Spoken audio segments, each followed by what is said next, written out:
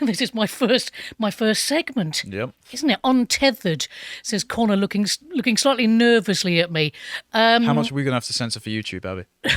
Well, we'll see. We'll see as Jonathan kind of quickly goes, quick, take that out. So we thought of, didn't we, a few titles for this segment, and I'm glad you chose The Dark Lord Returns from Exile, because it was going to be, I mean, I thought of a few suggestions were Just Call Me Tony and the Blair Witch Project, spelled W-H-I-C-H, but this is definitely very good. So, everyone, just in case you're wondering who we're talking about Anthony Charles Linton Blair. Do you remember back in 1997? How old were you? I wasn't even conceived yet. Get out! How dare you? 1997, people watching, just cast your mind back. Tom Harwood can't, because he's not allowed to talk about it. Tom Harwood can't. Yes. Anyway, well, he's a cock as well.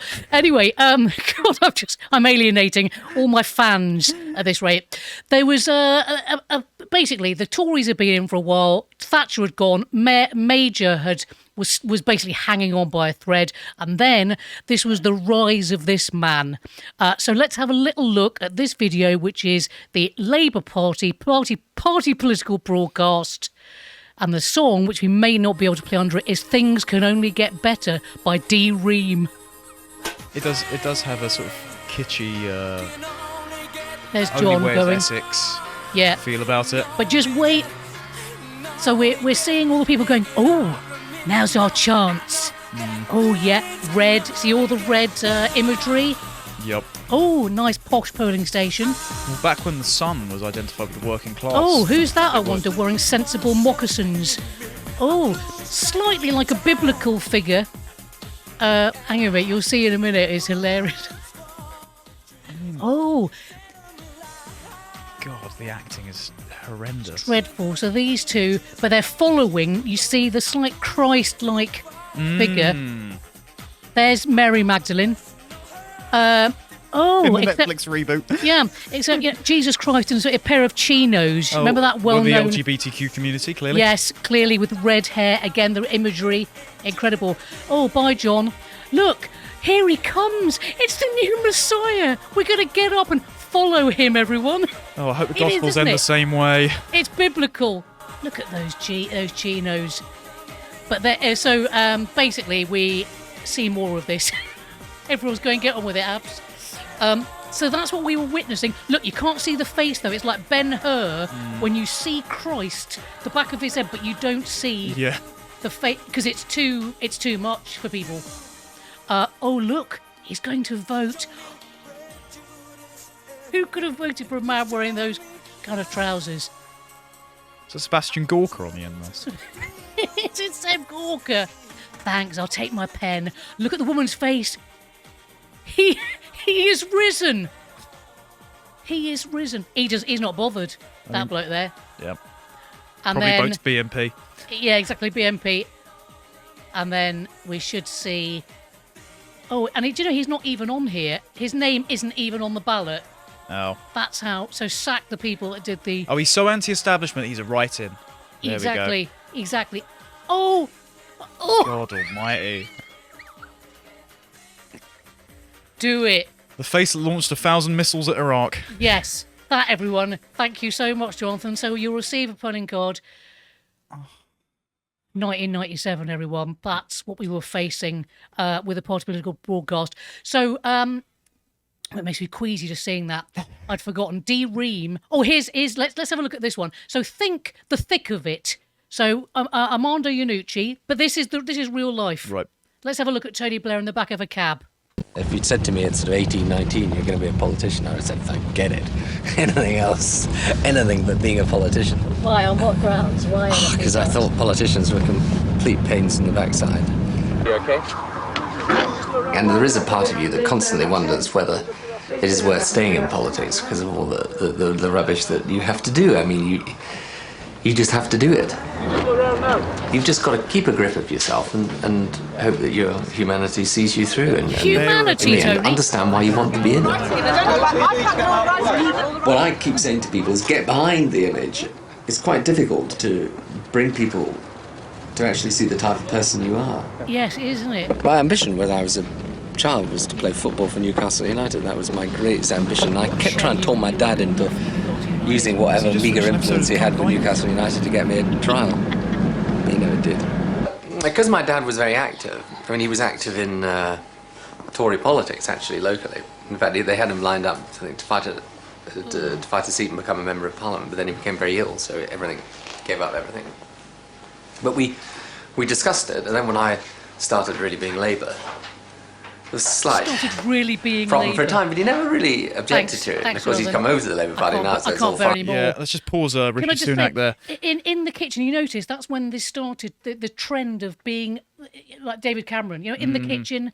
Oh, look at us, we're normal people, Yep. talking about. So that is also and satire. This is where I've forgotten what link we were. So satire was. Well, it's interesting because it started to Armando Iannucci sort of started to take the piss out of Tony Blair, little realising how accurate he was actually being. So if we have a little look, scroll down, Jonathan, and have a little look at. Oh, just go back a little bit. I think. So did the Blair years change satire? Oh, sorry, scroll down a bit more. Scroll down a bit more, love. Thanks very much. 1997. Very much in Tony's barristers. I think it's a bit further down. Sorry, guys. Sorry, everyone. Well, Oi! go for That's it. There we go. I'm on the Yes, that was it. Iannucci was... sorry, a bit further down is the next paragraph. Sorry, Jonathan. Iannucci was taking the piss out of Blair even before the evangelical shine dimmed. So he's using the word evangelical. But, I mean, this has got... The guy writing this, obviously, is a few years later, at a time when New Labour was all about a new hope and sure start and billions pumped into education and health. Blair's approval, approval ratings were up with Diana, Princess of Wales, who obviously died in a car crash in July 1997, and Fatboy Slim. See, Peter Hitchens had a really interesting comment about that in Abolition of Britain, of where New Labour immediately seized upon the popularity of Princess Diana and rode her coattails to market themselves as being in line with the legacy of the People's Princess. We're going to be compassionate and go out and talk to AIDS victims and build up the poor, definitely. Yeah, and we're going to be. It was almost a sort of. Tony Blair probably couldn't believe his luck when she got killed in a. I mean, so there's nothing funny about her being dying by accident. She says quickly, just in case there are lawyers watching. But Iannucci was very. You see the notice in that sentence. We started portraying him as the Sun King. The whole sense of him feeding off how good he thinks he is as a person. So this actually ties back to the first videos you saw of him being a messiah. Not someone, somebody who liked the idea of appearing as something that he very much wasn't. He was cultivating a cult of personality. I've been reading a book recently by Paul Kengor called The Devil in Karl Marx, and it posits that Marxism was a displacement for Christianity. We're going to do some content on it approaching Easter with me and Carl on this theory. But very true. Part of it was that Marx himself saw himself as the remaker of man, and he said he originally titled the Communist Manifesto as the New Catechism. So you can, and given that Blair was a Trotskyite in university, much like Keir Starmer, funnily enough, you can see how he wants to appoint himself the sort of vanguard of the new disciples, leading the UK into the socialist future. He definitely positions himself as that kind of saviour. Yeah, and he very much he always described himself as a Marxist to Michael Foot, early on in the early 80s, and then I think Blair. Well, I know for sure he thought I'll call myself a radical centrist. That's why I loathe the word centrist, because what it basically means, it's a coverall. I'm going to call myself that because then everyone will like me and they won't realise that I'm Satan underneath it all. So in 1997, when I was 15, stop laughing at the back. Tell you what a shit year it was. We had Barbie Girl was at number 1. Oh, God. I'm a Barbie girl. The Spice Girls were in. Just giving you a little flavour of... Because there was kind of excitement after so long of the Tories that this person was so. People can be forgiven for not realising he was Satan until the end of 1997 when Titanic, the film, appeared. And I remember thinking how apt that film was in. If we move, so we're not going to quite move on to the next bit. We're going to talk a little bit, I thought we talk about his legacy. So honestly, I spent a long time looking at it thinking, right, 10 years, that's a long time. Let's do a potted legacy, a bit like, Top of the Pops. In at number 5, Iraq. Lied to Parliament. Not just a white lie about I've spent a few quid, on some hookers. We're talking saying there are weapons of mass destruction. That's why we're invading another country. And then proceeded to kill over 1 million. Iraqis, including women and children. How lovely. And then God bless Robin Cook, who resigned not long afterwards. There's a lesson there, by the way, for MPs, any MPs watching who haven't resigned over the last 3 years. Robin Cook did over Iraq. But anyway, I digress. Devolution. He thought that was a good idea. So Scotland and Wales being, the devolution, that essentially has led to where we are now with Scotland. So created a schism in the UK because he thought, let's give them taking care of their own affairs. How could you not see further down the line that this was going to be a chance for the Scot Nats to go, great, fantastic, you've laid the path. Thanks, Tony. Expansion of university education, which created a prizes for all society, so that excellence wasn't treasured. And it became ripe. He was laying the ground, like a good cultural Marxist who's read Foucault, for social engineering. This is where this is important. This comes in because people think, it was just about giving people, people being able to go to university and study stuff. Well, yeah, but it's while they were there, it's what they were being indoctrinated in. 1 in 5 humanities students recently admits that they regretted taking their degree. Yes. So there are tons of people that would have been far happier with far less debt and far less Marxism filling their heads. Exactly, precisely. And then Q. This is where this next bit comes in a sec, Jonathan. Thank you. The Equalities Act, a bill from the 2005 New Labour manifesto that was passed in 2010. That was after he left office. But the last skid mark of Blair. The last skid mark. So should we have a little scroll down, Connor, and have a little look and see? Oh, not that fast. Hang on a minute. Have we missed a bit? Oh, no, overview. Right. It looks quite nice in practice. Protects people from discrimination in the workplace and in wider society. Oh, that wider society bit. Replaced previous anti-discrimination laws with a single act. Strengthening. We won't have all the time in this segment to go through the entire exactly. paper. I was going to say everyone's going really. So before the act came into force, there were several pieces of legislation. Blah blah blah. Complaints before October 2010. If you were subjected to unlawful treatment, e.g., discrimination, harassment, or victimisation. Whoa. Well, what do you mean harassment? So that became things like.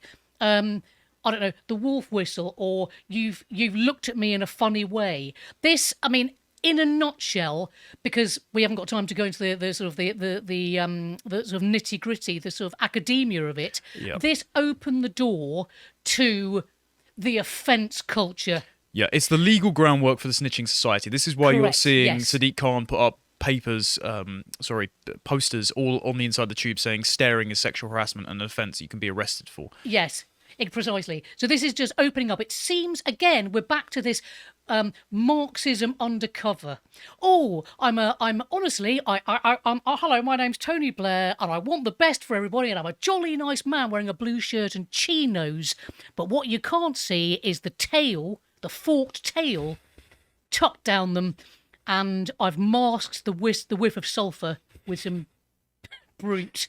With some links to Africa. With some links to Africa. With some Old Spice. So thank you. That's lovely. The Equality Act, and more legislation, by the way, was passed into the Blair years than under any other PM. That meant the state had more control. The proliferation of security cameras, surveillance. This is precisely.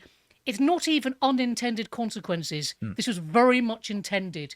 This idea that the state becomes huge and then the individual becomes tiny. This is no accident. And then he pushes for ID as well, for voter ID.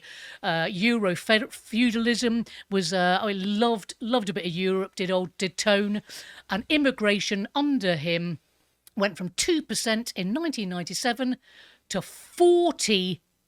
Shall I say that again? 40% in 2007, in just 10 years, affecting the housing, NHS, all types of prices of everything. Or what do you call it? The bill for benefits. Yes. The benefits bill, culture clashes, because basically he'd opened the doors for immigration. This is absolutely. You can read it anywhere. Not on here because I haven't got the clip, but you can read it anywhere that it was a deliberate policy to let flood people in, to allow people's spouses, which hadn't been allowed, other spouses to come in as well, and then he would then get into office 3 times. It was deliberate. Then of course they would vote for him. So complete sort of rigged, but also destroying Britain at the same time. Thanks. Left office in June 2007. Did our Tone. Most people thought he'd moved to Dubai with his wide-mouthed frog wife Cherie. But no, up he pops like a satanic turd that refuses to flush. What's he been up to? Should we have a little look at what Tony Blair got up to after he left office? This came out this week, didn't it, with the support of former Conservative Party head William Hague, who was meant to be the opposition, but it turns out he's just 2 cheeks of the same backside. Yes, and he funded the. This is Tony Blair Institute for Global Change, who had a panel at Conservative Party conference. Yes. Well, interestingly, the Tories is common purpose. Yes. The Tories, I mean, they're, like you said, they're all at it. Oh, yeah. Well, Margaret Thatcher said the greatest part of my legacy was Tony Blair, and then David Cameron just said, oh, okay, well, in order to beat New Labour, we needed to become as diverse as New Labour, so therefore we have 2 Blairite parties. Precisely. We need to go further to the left, which is what the Tories did. So this is, let's have a little scroll down, actually. This is his institute. Yes. We're working to reinvigorate the centre ground. See that word centre? We are the fence which puts all the splinters in your backside when we make you sit on it. Correct. What that essentially means is, because we call ourselves the centre, it means that we can then the tent can be pitched wider from the middle ground. Reframing debate. You see that word reframe? All Marxist, all kind of those wording where you go. The relentless criticism of all that exists. That sounds familiar. Providing solutions to issues from extremism, in other words, the family unit, God, all the things that will put you on a prevent list these days. Exactly, put you on a prevent list to the challenges presented by the technological revolution. Right, that's enough of that. I mean, it basically just goes on and talks about climate change and all that bullshit. So that's what he's created. Global, the TIB, Tony Blair Institute for Global Change. Let's go on to, right. This is my theory. Brexit was never going to happen. It never happened. It was theatre. There was a vote, and actually, the powers that be, the globalists, have already decided that they're going to carve the world up into sections, and we, Europe and Britain, we're part of a. We're just part of a. We're part of a section. What it feels like is, you know, when the taxman takes too much money and he sends you a letter saying, "Oh, you can get a rebate if you apply for it online." Yeah. And then they put so many bureaucratic layers in the system that it just actively discourages you from pursuing it, and you never fully get your money back on time in the first place. Yeah. So even if you put that initial request in, you've got to jump through so many hoops that eventually you just get so fatigued that you just accept. All right, they'll just take my money anyway. There's nothing I can do about it. There's nothing I can do about it. That's exactly what it feels like. back. Yes, they've already decided. Hence, let's play this little clip of Tony Blair conceding. I don't think we have it up at the moment, actually, because John hasn't clipped it ahead of time. Oh, that's all right, my darling. That's okay, my sweetheart. That's okay, my sweetheart. I sounded very showbiz then, didn't I? Bloody hell, I can sound detoxfig. Christ, anyway, she's a bloody BBC shill. So Tony Blair in this little section is basically conceding that we'll have to go through with Brexit, and the reason he's doing that is because he knows it's not going to happen. It's not going to happen, yes. and it was never going to be. Shall we have we got him talking about Scottish independence, Jonathan, in the next? Right, this is when he'd grown his hair in 2021. Don't know if we've got that clip of. I don't think so. That's okay. We don't need to see too much of Tony because, frankly, it would scare young children probably about as much as the drag show hour.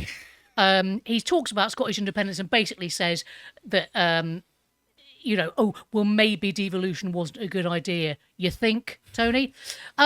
So over the last 3 years, the COVID shit show, he's been more vocal, and I wonder why that is, because he wants to find ways to help enslave the global population using the fourth industrial revolution. So shall we have have we got this Express article? Yeah, so I'm going to read, if I've got time. Yep, of course. This is what he says in it. In a clear swipe at sceptics over some of the draconian measures, such as mask and vaccine mandates, Mr. Blair told the audience that there is forgivable and unforgivable politics. He said the unforgivable politics is turning a public health issue into a political issue. I mean, it's unbelievable because to COVID, as I like to call it, because I put an Irish accent on when I talk about COVID, because for some reason it just sounds like, to COVID. It is a political issue. It always was a political issue. I mean, I remember people at the onset of COVID said to me, "What do you think of the politics of COVID? How serious do you think this is?"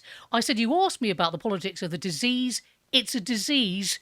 Go and ask somebody who knows." This is the point about reframing everything and himself Precisely. as the censor, therefore the progenitor of truth. He's saying, well, because it's a public health issue, because it's a matter for the experts and the people who are better versed in epidemiology, you have to outsource all of your critical thinking capacity and therefore sacrifice all of your freedoms to the people who agree with me already that we should do these overreaching measures. Yes, exactly. Saying that, how dare you talk about the fact that, how dare you minimise this disease because we want to use it to further enslave you. So stop. And then he says, what is unforgivable is turning something like whether you wear a face mask into a political issue. I mean, satanic on every level. The idea that, and also, how wonderful to turn Great Britain basically into sort of Chinese vassal state. Everyone wears masks, everyone rides bikes. Well, even you get the picture. Neil Ferguson himself said we got the idea of lockdowns from China, and then we realised that after China did it and Italy could do it, we could, quote, get away with it. Yes. So it's not unfair to draw that link. And it's not an accident, I repeat. And no matter how much the Telegraph and Isabel Oakeshott may say, "Oh, it's incredible, look what I've stumbled across." Come on, it was all planned. These people, honestly, people are so bloody gullible. Right, and then let's have a little look at this little clip of Tony Blair at in Davos at the World Economic Forum, because everyone said that we were conspiracy theorists because we were saying that the vaccine passport will be extended inevitably. Exactly. Vaccine passport will be extended inevitably. I said this, 2.5 years ago, and everyone went, "You're mad. It'll never happen." Should you have a little listen? In the end, you need the data. You need to know who's been vaccinated and who hasn't been. Some of the vaccines that will come on down the line will be multiple. There'll be multiple shots. So you've got to have, for reasons to do with the healthcare more generally, but certainly for a pandemic or for vaccines, you've got to have a proper digital infrastructure, and many countries don't have that. In fact, most countries don't have that. Notice as well the hand gestures. Tony Blair is a master of NLP. The framing. He says things like, you notice he does this with his central hand. Bill Clinton did the same thing. This. wider. So you basically, it's very clever. He's been taught, and again, that's a kind of Marxist. That sort of goes back to this, well, reframing, framing things, saying things like, for another pandemic. He's signalling everything that people say. This is why I don't understand so many so-called journalists in various papers. This is all being told in plain sight. Well, the B20 and G20, which we went over a little while ago in a segment called What the Elite Say at Their Conferences, I played one of the heads of Indonesia, I believe he was the health minister, saying that for the next pandemic, we need to have certain people who are essential, like the pilot or the shipping crews, be able to move around. And so you need to be up to date on your vaccines. And so we're going to have a digital international vaccine passport overseen by the WHO, who you can't elect. And that's going to be part of the WHO's co-signatory treaty, which I believe the US has just said we're looking to sign on to, and we haven't committed to yet, but we're probably going to. Yes. And I wish Toby Young would stop calling it a clown show. Clowns are funny, apart from if they're John Wayne Gacy or Pennywise. This is deliberate. This is sinister. This is Mephistophelian. Yes, exactly. So there was no cock up. This was all absolutely deliberate from all the people involved in government. Should we have a little look at Haig and Blair talking about the tech revolution? Yeah, because this is them saying this is the grounds to institute said digital infrastructure to create digital IDs, obviously, which will then be synced up with your health records. Yes, exactly. Nothing sinister about that at all, is there? The fact that it's all going to be on there. Your health, where you travel, your political views. Can I hear a distant echo of that? That's the online harms bill, of course. You're going to have a digital ID to access social media so we can verify that you aren't posting anything harmful. Therefore, we have all access to all of your opinions. Yes, exactly. So if we have, let's have a little play of this. A little tiny. We're in the fastest period of innovation in the history of human civilization. That looks like what is coming in artificial intelligence, in climate tech, in biotech. The UK has to be one of the leaders in that field. And we've got many of the components of that in this country, in great universities and great businesses. However, other countries are forging ahead. The United States with its Inflation Reduction Act, China seeking to dominate at least 10 major industrial sectors. And the UK, in order to keep ahead of that, to get ahead of that, really has to redesign the state around technology. Here's the thing. When you talk to politicians about the technology revolution, they will go very quickly to how you regulate Facebook. Okay, and I understand exactly the anxieties, but the most important thing is that you need politicians that also understand the potential of this revolution, and also the fact that whether we like it or we don't like it, it is going to change everyone's life. And you need a program for government that is done on a basis that assembles, if you like, a new national purpose so that it goes across the party lines, and so that even through changes of government, you're still in the same direction with the same ambition. Yeah, so we move inexorably towards the goal we always predestined, that we always wanted. To a new world order. That's just Sauron and global. That's Sauron and Saruman communicating through the Palantir there and aligning the two towers. That's all it is. It's incredible. And Haig just sounding more and more like Wallace and Gromit, isn't it? Hello, Gromit. Now, interestingly, let's have a little look. So let's have a little look. There we go. What Haig, just comedy gold. 1999, I think this was, at the Conservative Party conference. So let's have a little tiny slow scroll down. William Hague entered the Conservative conference yesterday with a withering attack on Tony Blair. Oh, a fraud and the chief architect of a systematically hypocritical and deceitful government. That's a label that could be applied to any of the also Conservative governments which have folled in his wake, because both of them agree on the same thing. Exactly, agree on the same thing. And actually, he was on the money about a lot of this, announcing that a crucial moment has arrived in the history of the nation state. Mr. Blair had joined the wrong side. The wrong trousers, Gromit. Those who have no use for the independence of nations, he called us extremists, as if wanting to keep control of your own currency is extreme. Well, bloody hell, Willie, you've got no idea of what was... how prescient you were, and now you're on the same side. And now I cannot believe... Well, I can, actually. I can believe. Bloody hell. So, that was So William Hague. So we're seeing a unipolitics, sped up by Blair and his cultural mocks and his love for for wanted the state to be huge, state control. Yeah, technocracy. He's technocracy. What the centre ground is, according to Blair, is he is the black hole around which all things orbit, and eventually we all get sucked in. Yes, precisely. We all get sucked in, including all the all the things like the Equalities Act, led into the gender shit.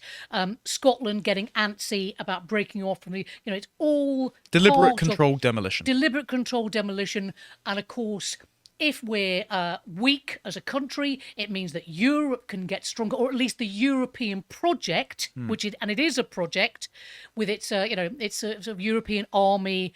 And controlling the previously nation states. So it's all part of the global project. If just for time, John, if we can just finish on, if anyone wants to learn more about digital IDs, you can sign up to the website for a $5 and watch Dan's series Brokenomics, and he sits down with Nick Corbishley to discuss this issue in deeper. But it seems they're going to be coming, because yesterday the digital ID consultation closed and the government said they're going to implement it by December anyway, no matter how much we complain. So we're all living in Blair's world. We all live in Blair's world. I'm sorry, there isn't another clip, but I just want to say the clip that I was going to play is, and I recommend it highly, is from a film called Broadcast News, and it's a brilliant speech about if the devil appears.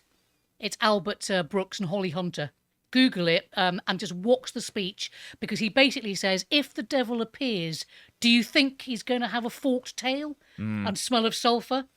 No, of course he's not. He's going to be he's going to appear good and kind, and he's going to lead a God-fearing nation who won't know. And that was my last little clip. Wonderful. So thank you. No worries. Thank you for that. No stress. If you appreciated that segment from the podcast The Lotus Eaters, you can go to lotuseaters.com to get access to all the premium content that's on the site, such as the premium articles, this one on mandatory anti-sexual harassment training, a survivor's tale, with an audio track for silver and gold tiers, of course. If you'd like to find out what else is being put out, you can follow on Getter at lotuseaters_com on Getter.